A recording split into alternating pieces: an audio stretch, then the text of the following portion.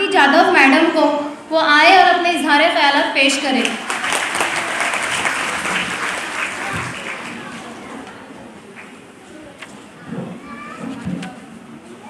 सर्वप्रथम सर्वांना क्षमस्व, थोडं हिंदीमध्ये चूक झाली तर क्षमा मागते आधीच।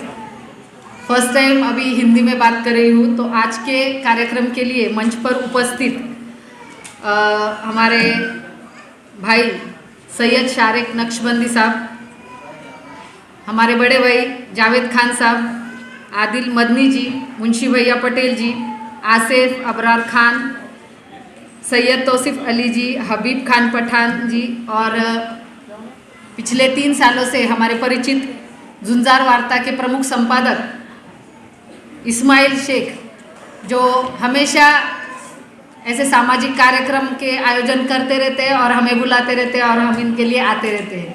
तो आज इन्होंने एक अनोखे प्रोग्राम के लिए मुझे आपके सामने इंट्रोड्यूस किया है और इस प्रोग्राम में जो प्रदेश अध्यक्षा है खिदमत खल्क फाउंडेशन की सफ़ीना बागवान मैम, ये भी आज महिलाओं के लिए कुछ कर रही है, ये बहुत बड़ी बात है।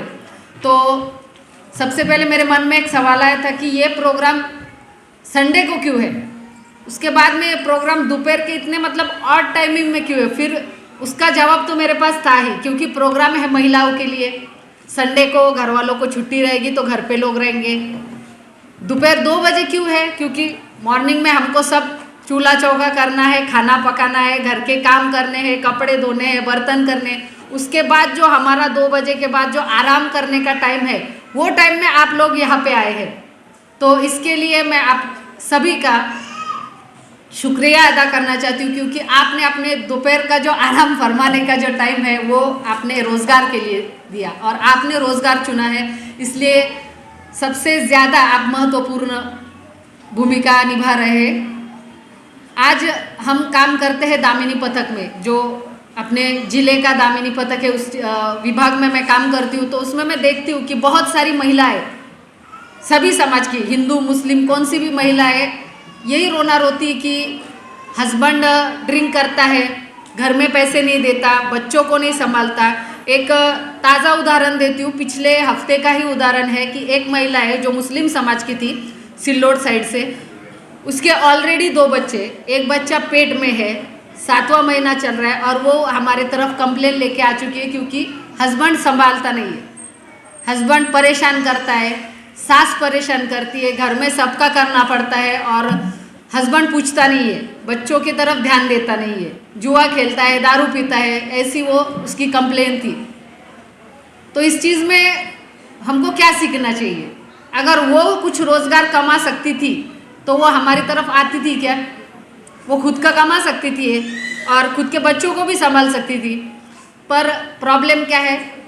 उसकी तालीम नहीं हुई, जो कि शारिक भाई ने अभी हमको अच्छे से समझाया कि आप अपने बच्चों को तालीम दीजिए, जो अभी तक नहीं हुआ था कि आप खुद पे ध्यान नहीं देती थी, आपकी खुद की तालीम नहीं होती थी और इसके बाद आपने भी बच्चों की तरफ थोड़ी बहुत लापरवाही दिखाई कि बच्चों की भी तालीम में आप लोग ध्यान नहीं देते। तो ऐसी महिला मेरे पास आई थी, तो उनके लिए बहुत बुरा लगता है, पर हम क्या कर सकते हैं? उनकी कंप्लेन रजिस्टर करके बस उनको पुलिस स्टेशन तक भेज सकते हैं, पर इसमें नुकसान किसका होता है? सब महिलाओं का नुकसान होता है। इसलिए आप सबसे विनती है कि खिदमत खल्क फाउंडेशन आपके पास चल के आ रहा है, आपको रोज़गार दिला रहा है।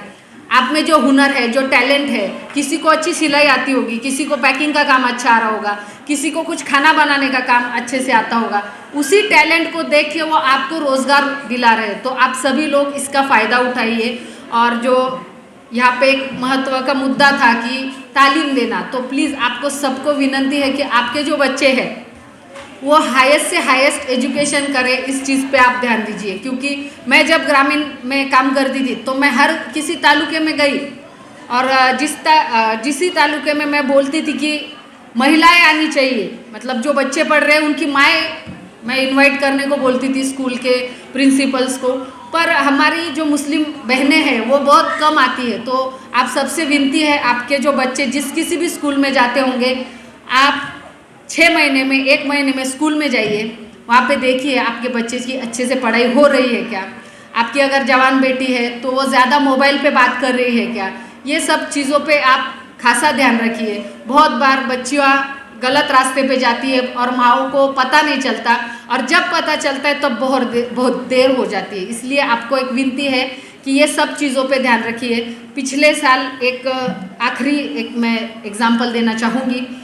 आनंद में एक बच्ची का मुझे फ़ोन आया जो कि 9th स्टैंडर्ड में थी, तो उसने अपनी मुस्लिम समाज की ही बच्ची थी।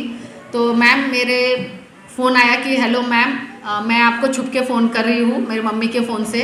घर में ये फ़ोन मेरी दादी इस्तेमाल करती है, पर मैं छुप के बाथरूम में जाके आपसे बात करती हूँ। तो मेरे पापा जो है वो मेरी शादी फिक्स करने वाले हैं, और मेरे रिलेशन में एक लड़का है उसके साथ मेरी शादी होने वाली है। तो मैम आपको प्लीज़ मेरा नाम बाहर मत आने दो, पर मेरे घर पे आप समझा उनको कि मुझे एटलीस्ट 12th तक पढ़ाई करने दो, उसके बाद आपको मेरी जिससे भी शादी करनी है आप करके दो, पर मुझे 12th तक पढ़ने दो। मेरे पापा मेरी 10th स्टैंडर्ड में शादी करेंगे। तो हमने उसका नाम भी पता नहीं चलने दिया, और घर पे जाके उसके माँ बाप को समझाया एजुकेशन का, तालीम का जो क्या महत्व है उनको उस दिन समझाया, और उन्होंने वो शादी कैंसिल कर दी, और बच्ची अभी कॉलेज में गई है और अच्छे से पढ़ रही है।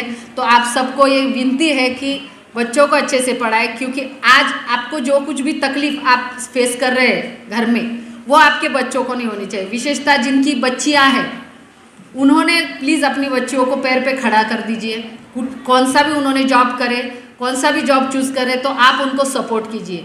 और जो कोई लड़कियों को परेशानी होती होगी तो आप दामिनी पथक जो शहर का अलग से है और ग्रामीण का अलग से है, आप उनको कभी भी संपर्क कीजिए। पुलिस हमेशा आपके लिए तैयार बैठी है। और बच्चियों के जो कोई आप शादी डिसाइड कर रहे होंगे कि मैं मेरी बच्ची की शादी करती हूँ, प्लीज़ वैसा मत कीजिए, क्योंकि आगे चल के उसके साथ ससुराल में जो कुछ होगा तो उसके जिम्मेदार आप रहेंगे। इसके लिए बच्ची को खुद के पैर पर खड़ा कर दीजिए, उसके 18 साल की उम्र पूरी होने दीजिए, उसके बाद शादी कीजिए। क्योंकि एक आखिरी एग्जाम्पल दूंगी, एक सिटी में MGM कॉलेज की बच्ची की शादी पीर बावड़ा जैसे खेड़े में करके दी, मुस्लिम समाज की बच्ची।